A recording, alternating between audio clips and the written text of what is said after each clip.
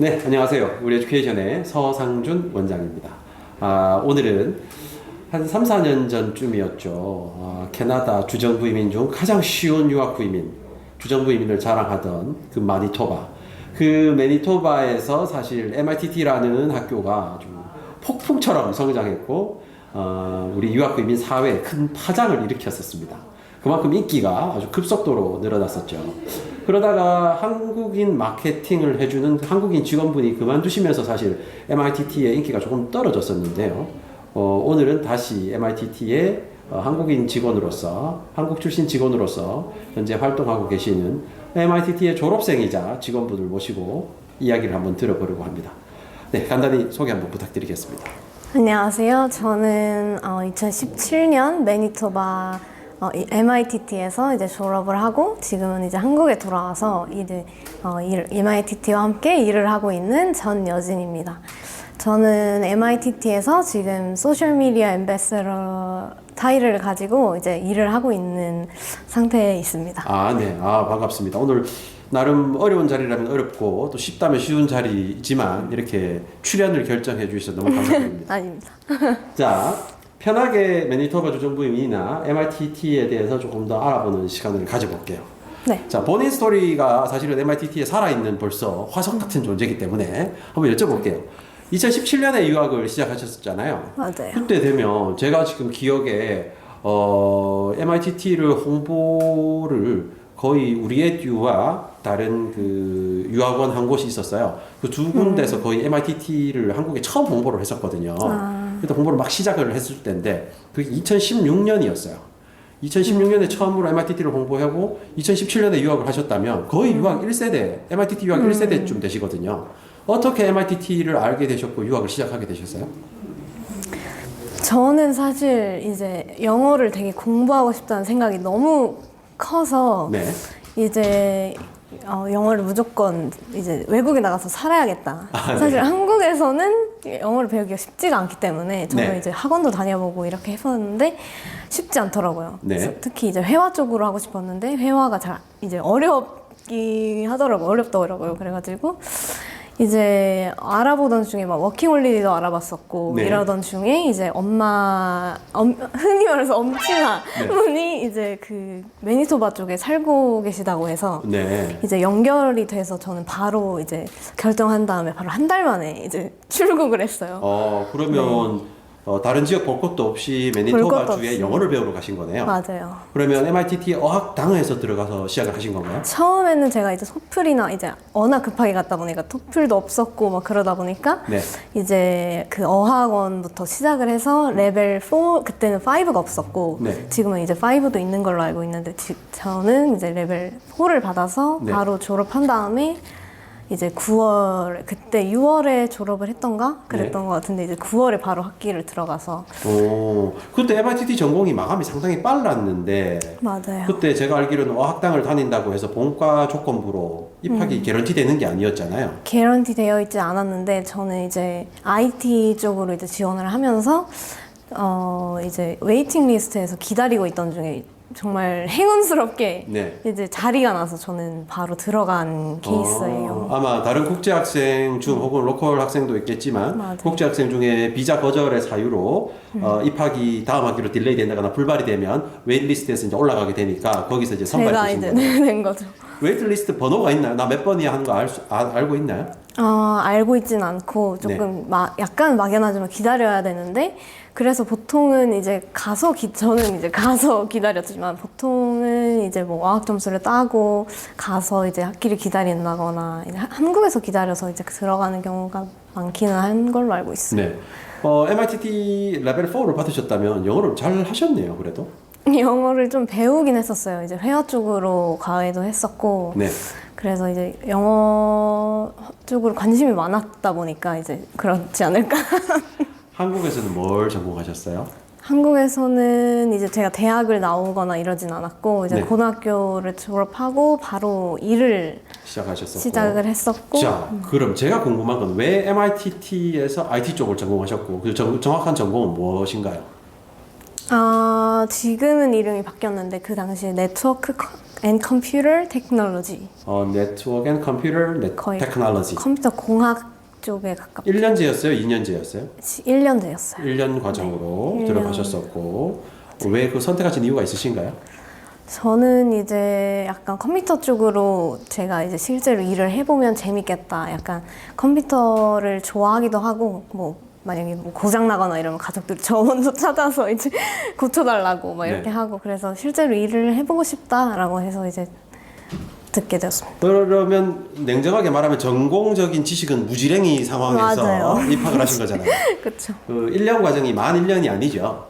10개월이었어요. 10개월 네, 과정. 10개월이었어요. 그것도 참 MIT가 독특합니다. 다른 콜레지들은 보통 1년 2학기가 8개월 과정이거든요. 그런데 MIT 이걸 10개월 과정으로 운영을 10개월. 하니까 엄밀히 말하면 다른 컬리지로 따지면 2학기 반쯤 되는 거죠.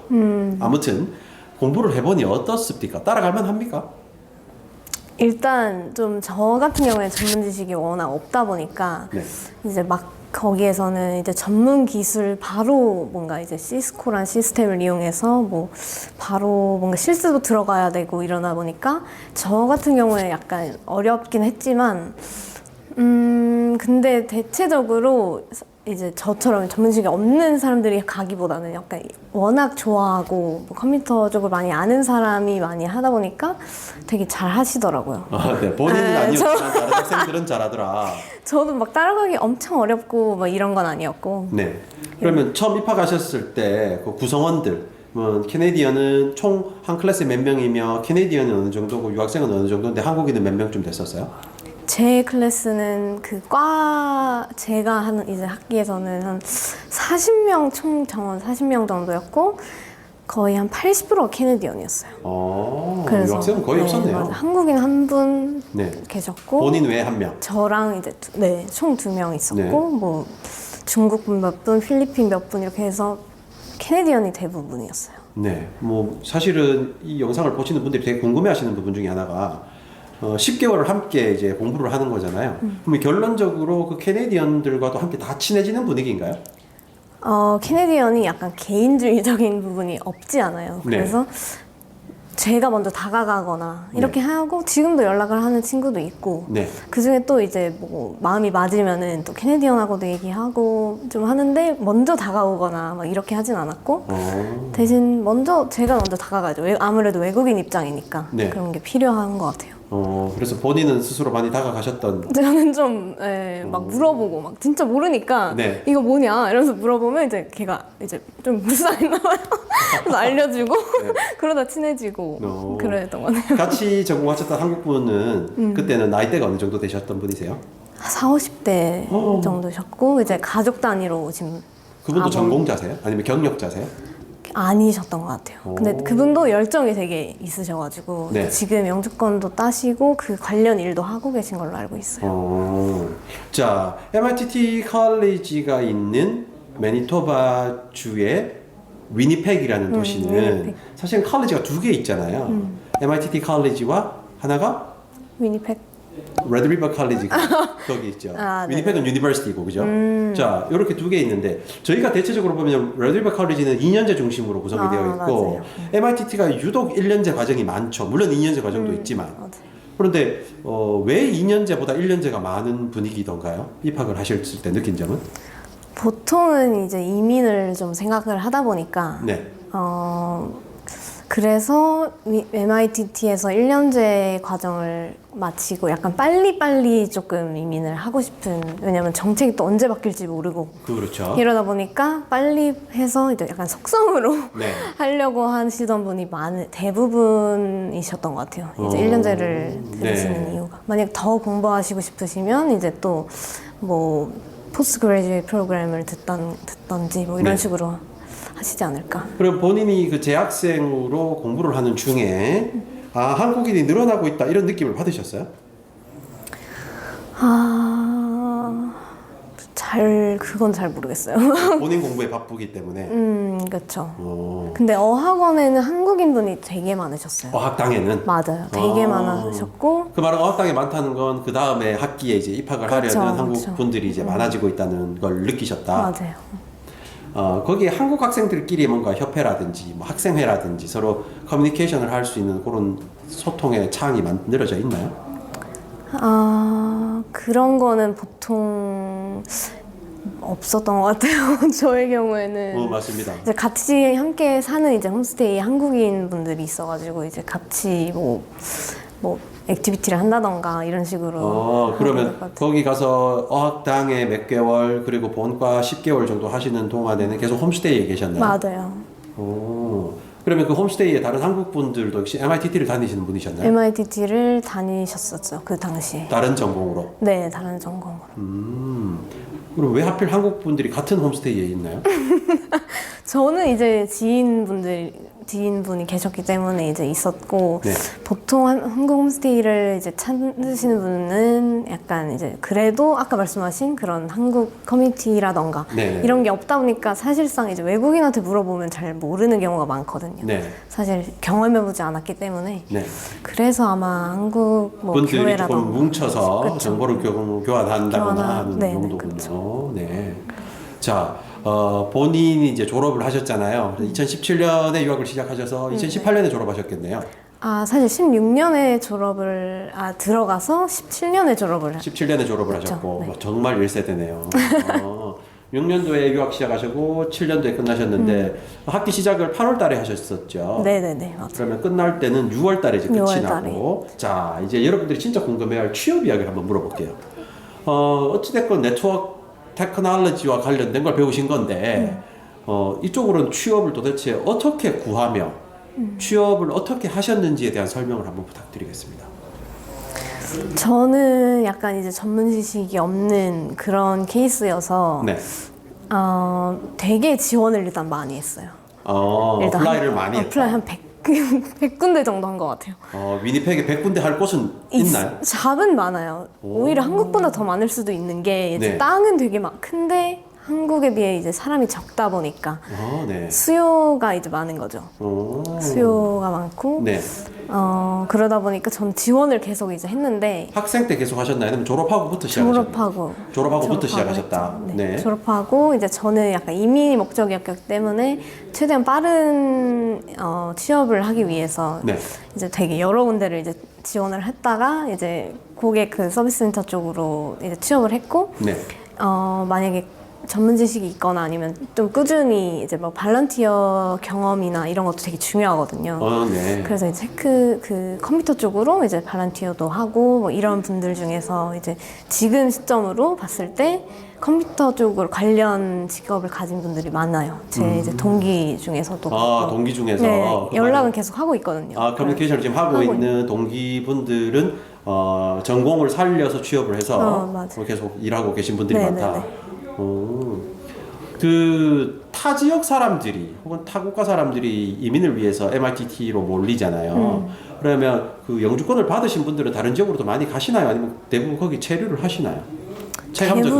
대부분 체류를 하는 걸로 지금도 이제 연락을 받았을 네. 때는 체류를 하고 계시고 아직 위니펙에 살고 있다. 이렇게. 네네네. 뭐 이주하신 분도 있는데 뭐 결혼을 하셨다던가 뭐 이런 뭐 잡에 따라서 또 달라지는 경우도 있고 네. 그런 것 같아요. 네. 그래서 본인이 한 100군데 정도 어플라이를 하셨잖아요. 그 중에 이제 커스터머 서비스 관련된 네. 어떤 회사로 이제 취업을 하신 거고 취업은 얼마 만에 되신 거예요? 한 3개월 안에 된 것 같아요. 저는. 그러면 졸업하시고 3개월 정도 네. 트라이를 하시다가 네. 이제 바로 이제 뽑히시게 됐고 첫 업무가 뭐였어요? 이제 고객 응대이고 이제 화장품 관련 그런 부서였거든요. 그래서 네. 이제 고객 응대도 하고 뭐 이메일 응대도 하고 네. 거의 고객센터랑 가깝죠. 정확한 잡 타이틀이 있나요? Customer Service Representative. representative 네. 이렇게 이제 진행하셨고 자, 그 매니토바 주의 이 유학 후 이민 제도를 잠깐 설명을 한번 드려볼게요. 네네.